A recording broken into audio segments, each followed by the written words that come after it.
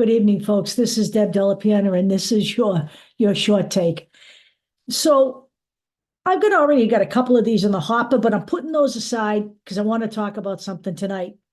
So we all know who Mike Johnson is now, right? Over 40% of the people in America didn't know who the fuck this guy was before he became the Speaker of the House.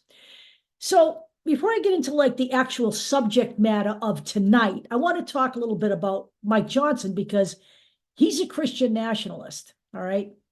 And he is in what I would call a weird cultish Christian religion. And it doesn't bother me. Honestly, it doesn't bother me. If you don't believe in God, it doesn't bother me if you believe in Jesus. It doesn't bother me if you believe in Buddha. I don't care. That's your business. But when we have I'm sorry, not a secretary of state. Whoa, when we have a Speaker of the House who starts injecting his religious beliefs in government, we have to call all this stuff out. So tonight I want to talk to you about these things called purity balls. Don't get carried away. I don't mean those kind of balls, okay? But this is again associated with Mike Johnson. So as a lead into that, let me talk to you about who Mike Johnson is. Not only is he in a covenant marriage. Now, a covenant marriage requires you to go to counseling and to accept more stringent terms if you ever decide somewhere down the road to get a divorce. Now, in order to get a divorce in a covenant marriage, your spouse would have to do something like commit a felony, either physically or sexually abuse you or your children, or hang on a second. There's a couple other things here too. I didn't write them down. Or they have to have engaged in adultery or drug abuse. So I guess sexually and physically abusing your spouse. I guess the whole emotional abuse thing doesn't really count if you want to get a divorce in a covenant marriage. Okay, now that's number one. Number two, the other thing that Mike Johnson does is have this thing on his phone called Covenant Eyes. And his son also has it on his phone, and they monitor each other to make sure they're not looking at porn. People, anybody who doesn't think this is some kind of wacky shit is crazy, okay? We have a kid monitoring his old man so to make sure he doesn't look at porn. Keep him on the straight and narrow, and vice versa. He monitors his son with software that goes on a phone. That, you know what? The phones are the most insecure. I won't even put my debit card on my phone. I'm not that stupid. I'll take it out and I'll use it, but I won't put it on my goddamn phone. Okay, so now Mike Johnson takes his daughter to this thing called a purity ball. And what this basically is like it's a little ceremony, It was started by a guy named Randy Wilson and his wife, who was concerned about today's sexual mores, doesn't like the whole hookup thing, whatever, okay? Whatever, okay?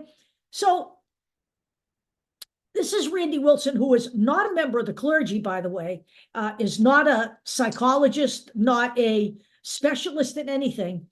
This is his reason for the purity balls.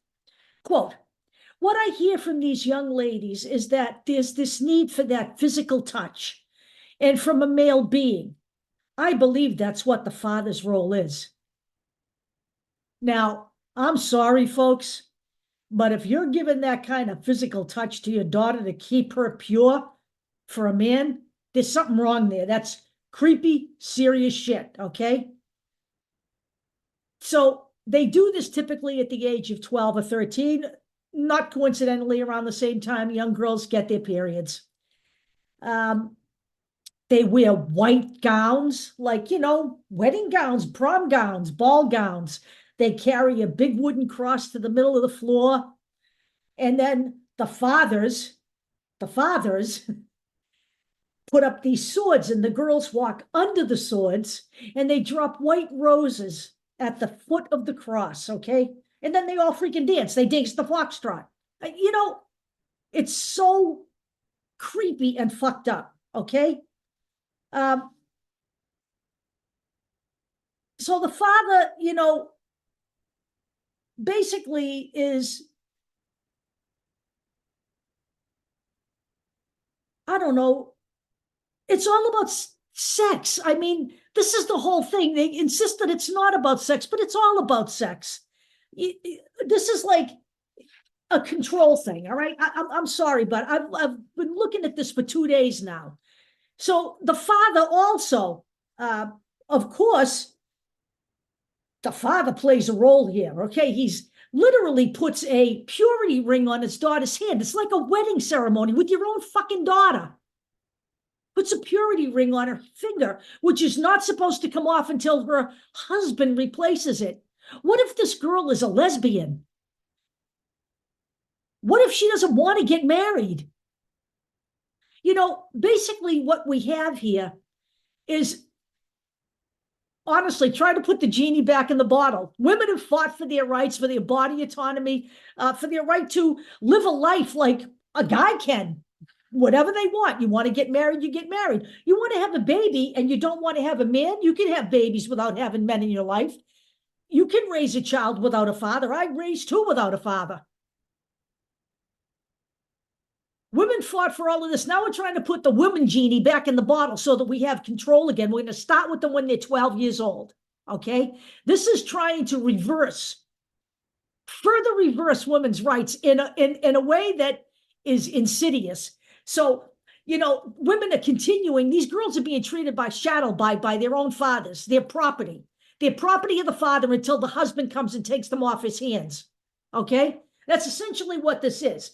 And if they by any chance slip and give in to their biological urges, then they're dirty. They're unworthy of a man to settle down with. It's sick, okay? It's really fucking sick. There is something wrong with all of this nonsense. And this abstinence thing, we have hundreds of studies that prove that abstinence doesn't work. What they should be teaching these 12 and 13-year-old girls is that, yes, you know what? Be safe, okay?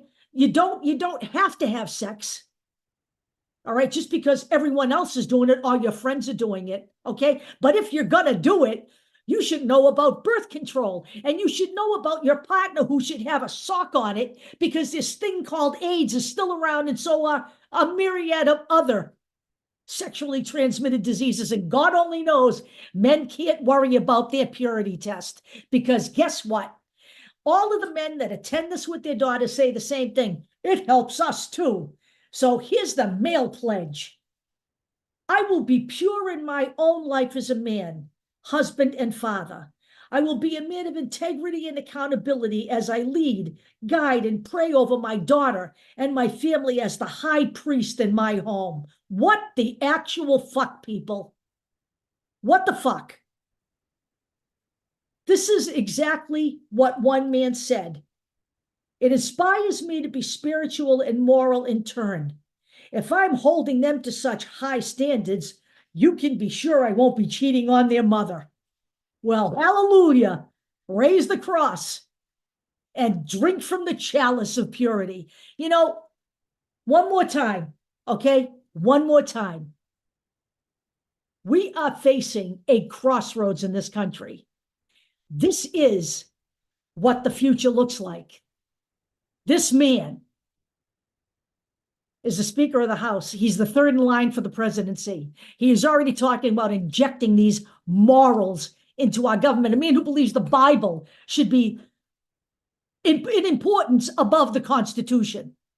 Buyer beware. November's coming. These suckers have to go. I'll talk to you all later.